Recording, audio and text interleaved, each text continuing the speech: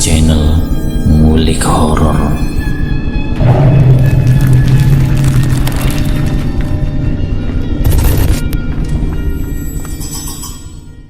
Assalamualaikum warahmatullahi wabarakatuh. Kembali lagi di channel Ngulik Horor. Channel ini menceritakan tentang kisah-kisah misteri. Pada kesempatan kali ini saya akan membawakan kisah misteri yang ditulis oleh Resti Anjayani. Oh ya, di dalam cerita ini nama dan tempatnya disamarkan semua ya, untuk menjaga privasi pihak yang terlibat di dalamnya. Yuk daripada kita lama-lama langsung saja kita simak ceritanya. Bismillahirrahmanirrahim.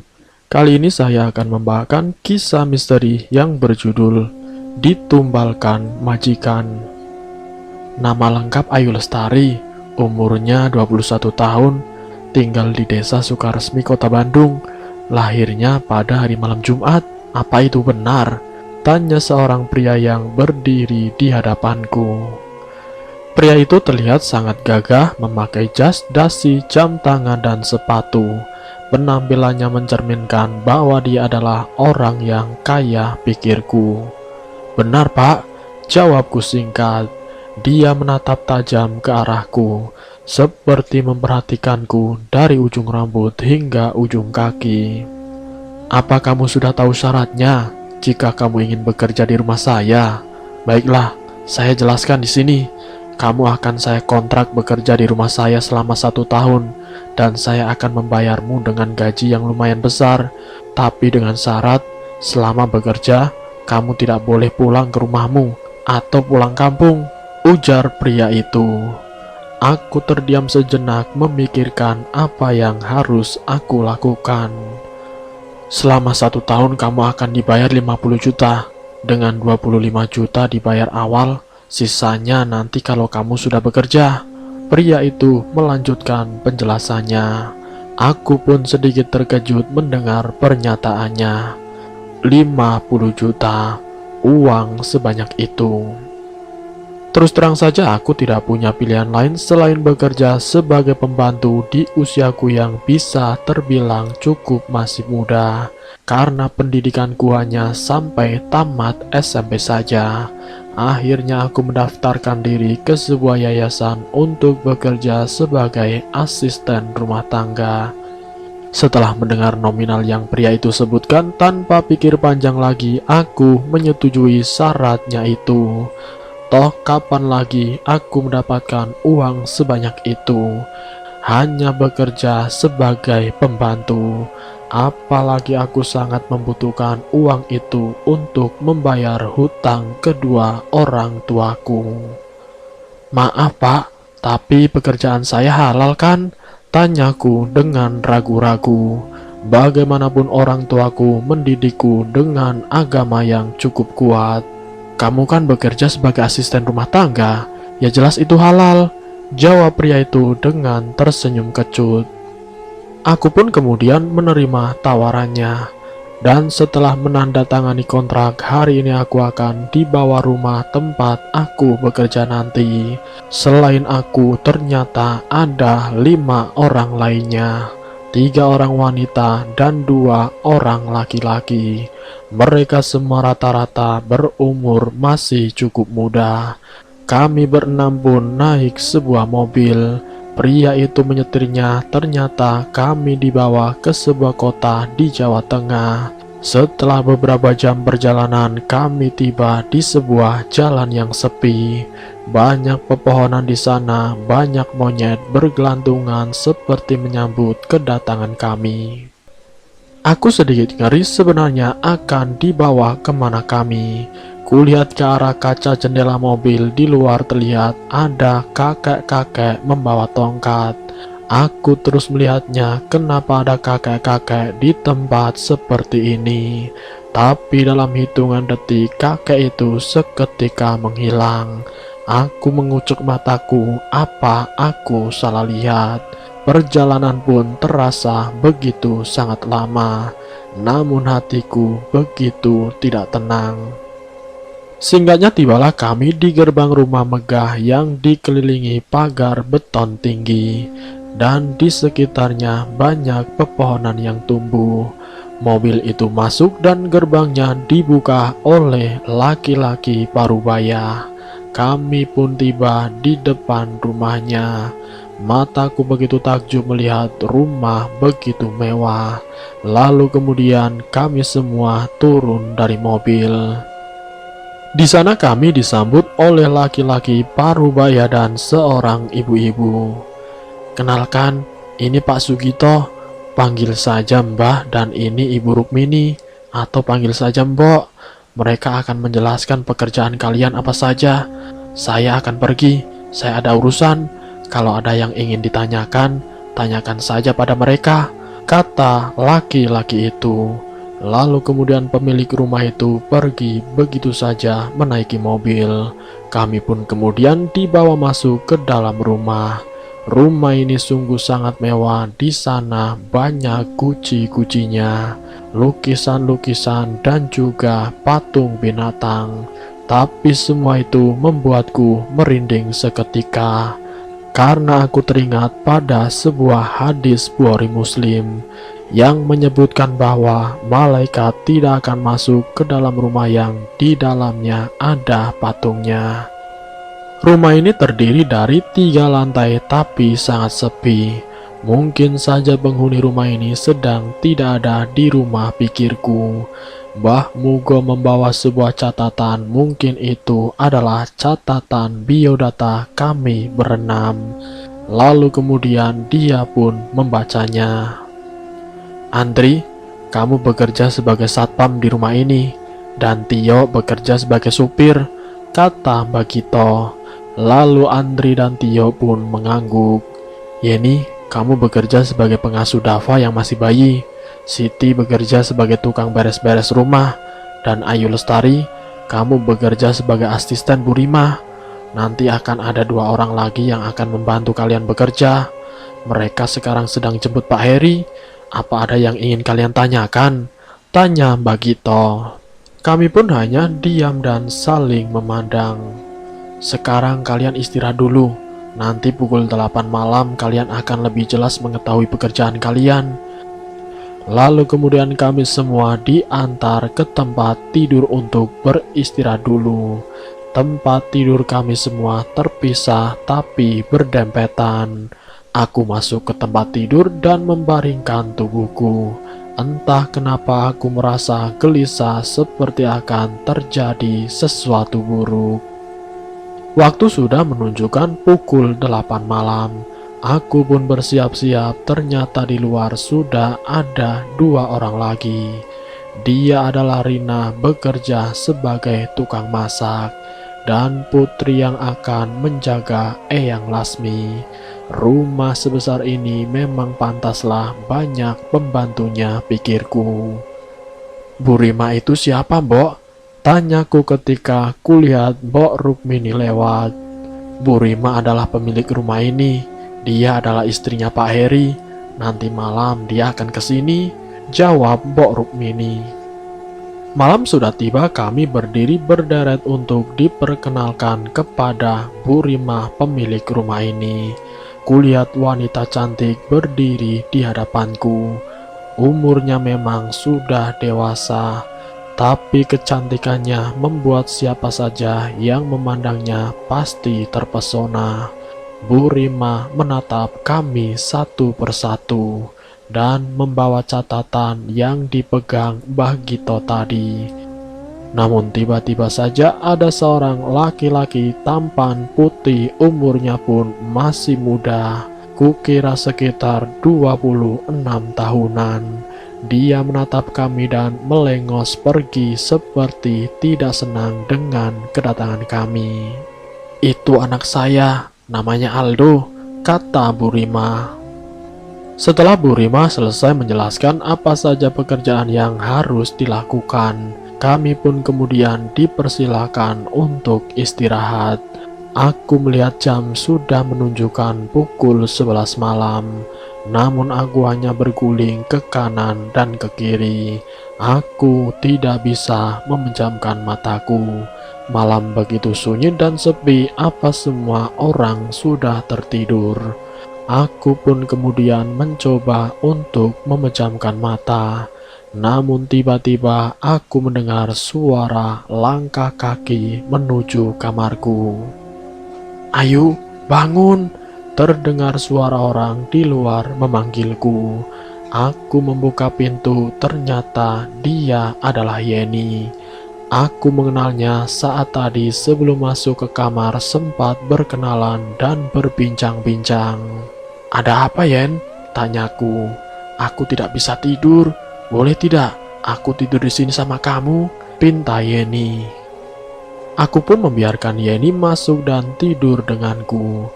Singkatnya, hari pun sudah pagi. Ini adalah hari pertamaku bekerja. Aku bersiap-siap untuk pergi karena Bu Rima akan mengajakku pergi mengontrol proyek pembangunan rumahnya. Bukankah dia sudah punya rumah? Lalu untuk apa dia membuat lagi? Mungkin saking banyaknya uang, rumah pun tidak cukup satu. Gumamku dalam hati. Lalu kemudian aku dan Bu Rima berangkat diantarkan oleh Tio. Setelah sekitar 30 menit kami berangkat, akhirnya kami sampai juga di tempat tujuan. Kulihat proyek pembangunan rumah sedang dikerjakan. Aku berdiri di samping Bu Rima sambil memegang payung agar dia tidak kepanasan di luar. Brak! Tiba-tiba saja salah satu bahan-bahan bangunan yang terbuat dari besi yang sedang diangkat ke atas untuk mengerjakan proyek di lantai 2 jatuh mengenai seorang tukang bangunan hingga mengenai kepalanya. Darah pun mengalir deras dari kepala tukang bangunan itu. Aku yang melihatnya seketika menjerit dan menutup mataku. Aku melihat tukang bangunan yang membantunya dan membawanya pergi ke rumah sakit. Sepertinya tukang itu sudah meninggal. Bagaimana tidak, karena kepalanya terlihat hancur. Bu Rima langsung menyodorkan sejumlah uang kepada salah seorang tukang bangunan untuk mengurus dan membawa jenazah itu pergi. Baru pertama kali aku melihat kecelakaan secara langsung. Lututku rasanya lemas sekali. Kami pun akhirnya pergi meninggalkan proyek rumah itu. Di dalam mobil aku melihat Bu Rima mengunyah sesuatu. Aku pun penasaran dan aku meliriknya.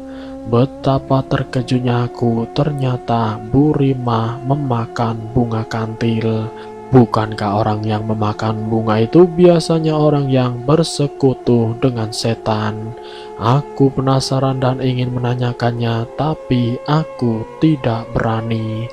Aku merasa ada yang janggal. Sesampainya di rumah, Bu Rima langsung masuk ke dalam kamarnya.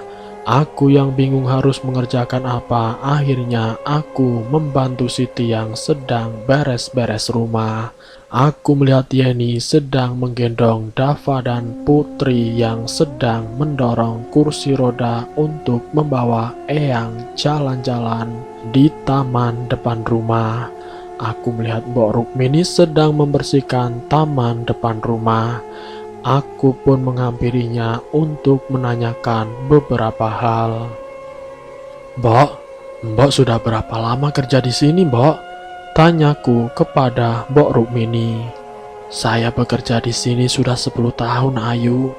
Jawab Mbok Rukmini. Sudah lama juga ya, Mbok? Kok rumah sebesar ini baru kemarin sih nyari pembantunya? Barengan juga. Memangnya sebelumnya siapa yang mengerjakan pekerjaan rumah dan mengurus Dava sama Eyang Lasmi? Tanyaku penasaran. Mbok Rukmini terdiam seperti memikirkan sesuatu. Kulihat di teras rumah berdiri Mbak Gito seperti mengisyaratkan sesuatu kepada Mbok Rukmini. Dan dari tatapannya sepertinya Mbak Gito tidak suka kepadaku. Maaf Nak Ayu, saya tinggal dulu ya. Ada pekerjaan lain yang harus saya kerjakan. Mbok Rukmini pun pergi meninggalkanku sendiri. Aku memang sangat bawel, banyak hal yang ingin aku ketahui mengenai rumah ini. Aku melihat Yeni seperti kewalahan menggendong Dava. Aku pun menghampirinya untuk membantu Yeni menenangkan Dava. Akhirnya Dava pun terdiam dan tertidur. "Ayo, kamu dengar gak semalam? Aku mendengar seperti ada seorang yang menyanyi. Aku membangunkanmu, tapi kamu malah tidur pulas," kata Yeni sedikit berbisik. "Memangnya nyanyi apa, Yen? Bagus gak suaranya?" tanyaku penasaran. "Tidak tahu yuk, kayak nyanyi bahasa Jawa gitu, tapi aku merinding mendengarnya," jawab Yeni. "Ya iyalah, ini kan di Jawa, Yen. Memang apa anehnya sih?" tanyaku lagi. "Ah, kamu tidak bakalan ngerti." Yeni langsung pergi membawa Dava ke dalam kamar. Aku jadi bingung sendiri, memang apa anehnya? Kenapa Yeni menjadi marah? Malam pun sudah tiba, semua orang sibuk dengan pekerjaannya masing-masing. Bu Rima memanggilku masuk ke dalam kamarnya. Aku dengan sedikit ragu masuk, kulihat suasana kamar sedikit gelap karena hanya ada cahaya lilin-lilin kecil yang menerangi, sementara lampu dipadamkan. Saya memang tidak suka cahaya terlalu terang, makanya kalau saya sedang tidur, hanya ada lilin ini, kata Bu Rima seolah tahu apa yang aku pikirkan. Aku melihat uang berserakan di lantai dan kasur. "Cepat, bereskan semua itu," perintah Bu Rima.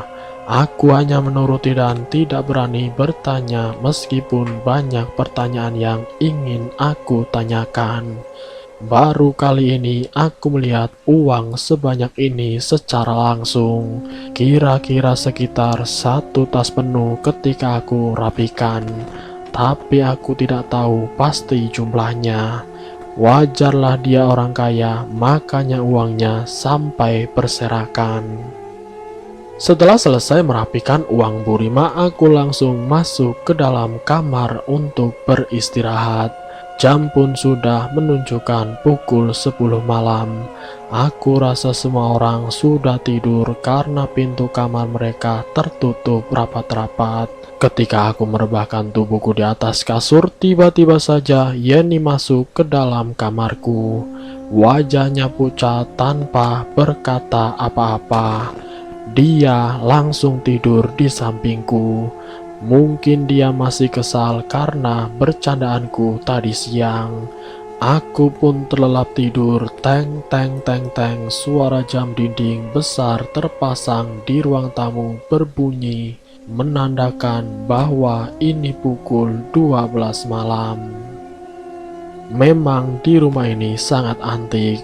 Banyak lukisan-lukisan aneh yang terpasang, dan patung binatang seperti kera, ular, anjing terpampang di dalam maupun di luar rumah.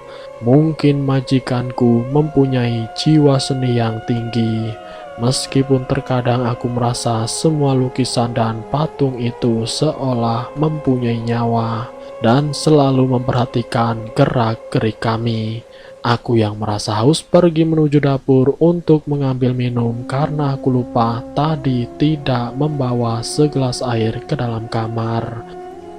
Jalan menuju dapur melewati ruang tamu yang besar yang di tengah dindingnya terpampang lukisan seorang anak kecil, kira-kira umur 10 tahunan. Aku melewati lukisan itu dan mataku tertuju pada lukisan itu. Siapa anak kecil itu? Apa mungkin dia anak Bu Rima dan Pak Heri? Tapi aku belum pernah melihatnya selama di sini, tanyaku di dalam hati.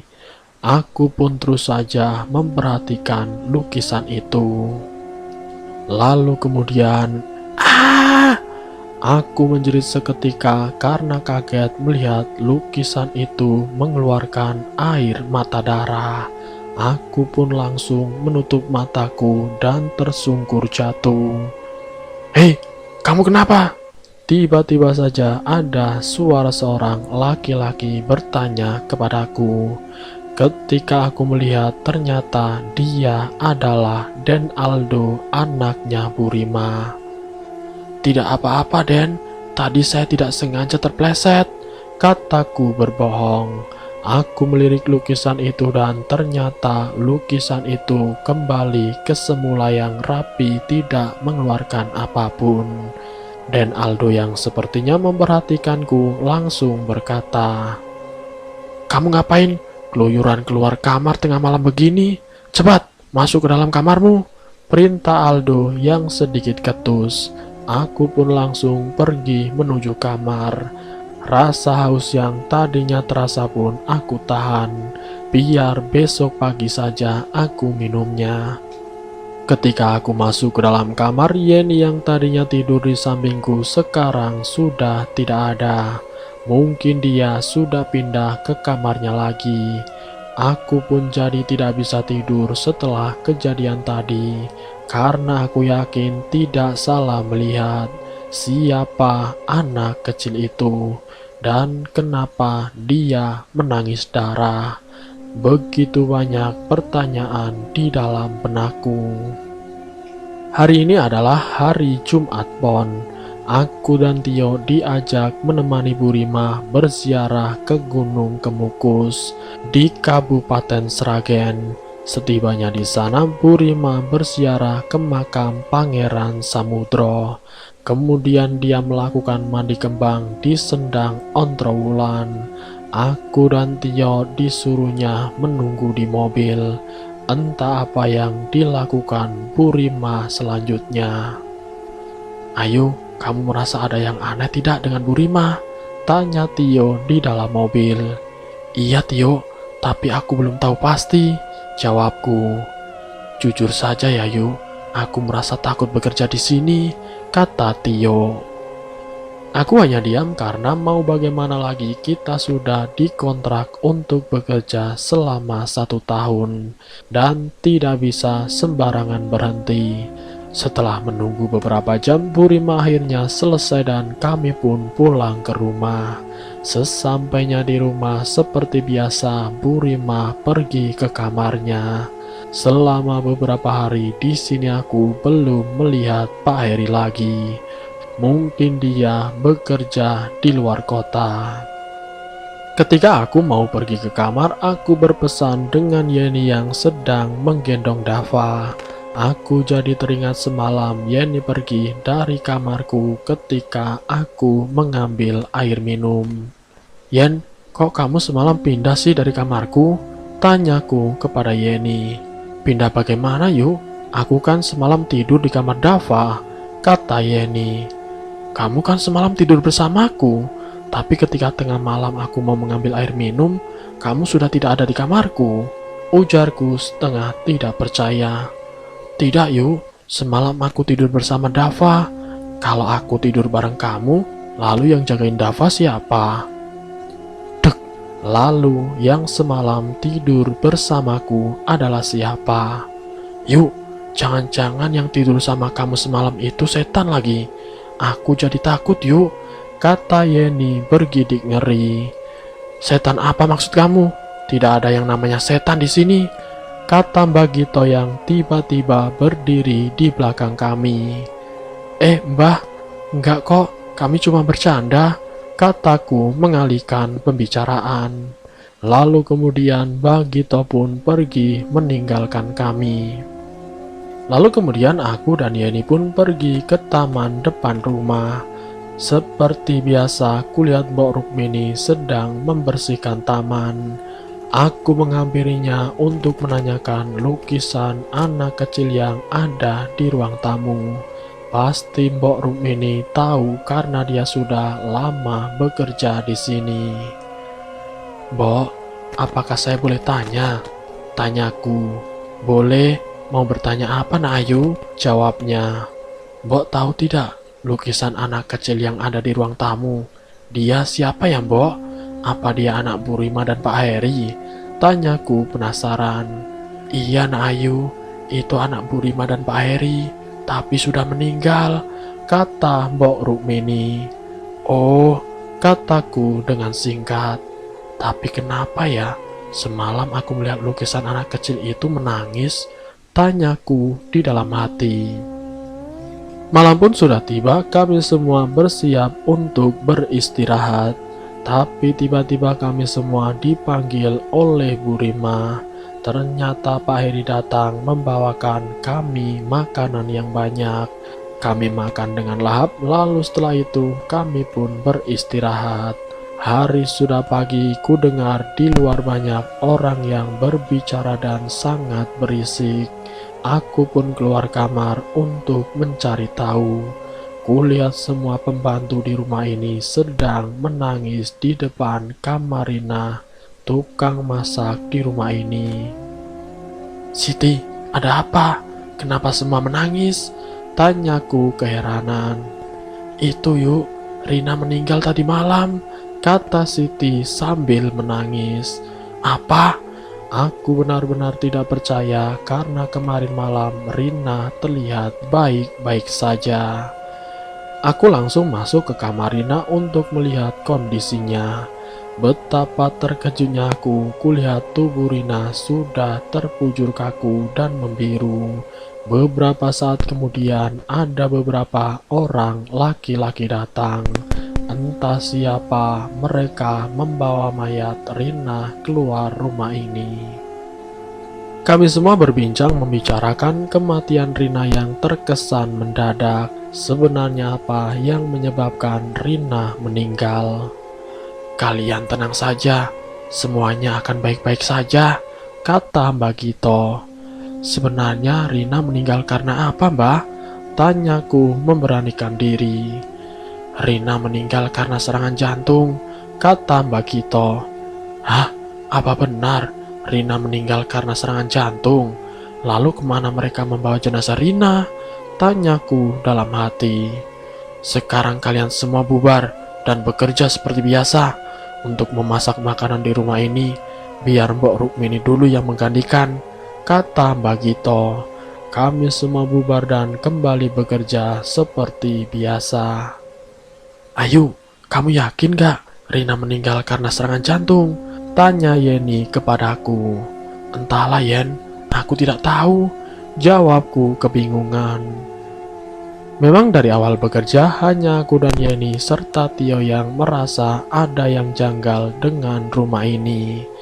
Hari ini tugasku menemani Bu Rima mengontrol toko buah yang dimiliki Bu Rima dan Pak Heri.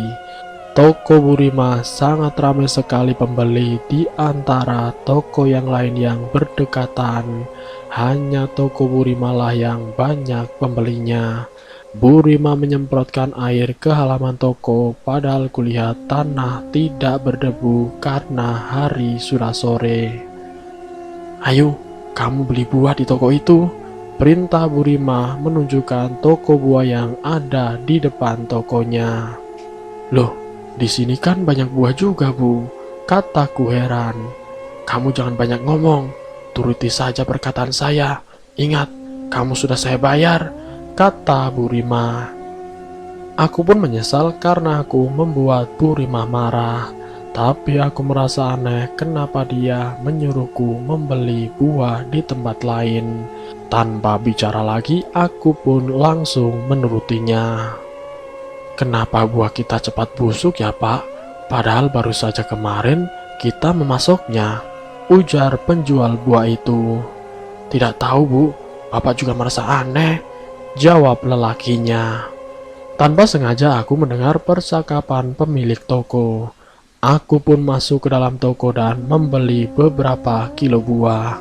Dan benar saja di sana banyak sekali buah yang busuk. Pantas saja toko Bu Rima yang laris. "Ini Bu, buahnya," kataku setelah membelinya. Bu Rima pun hanya tersenyum. Hari ini Bu Rima pergi dengan Aldo entah kemana.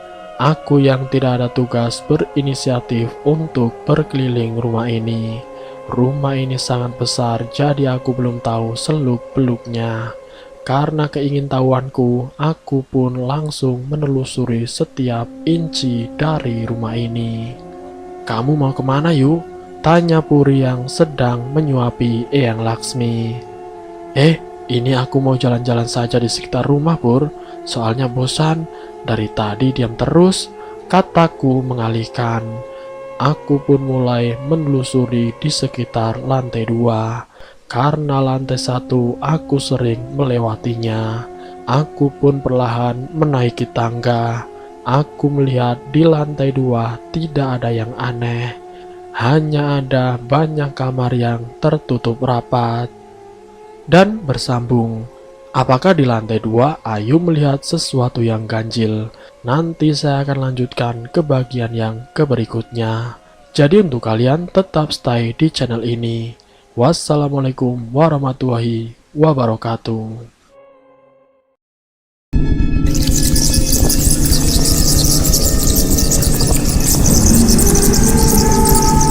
Selamat datang di channel Ngulik Horor.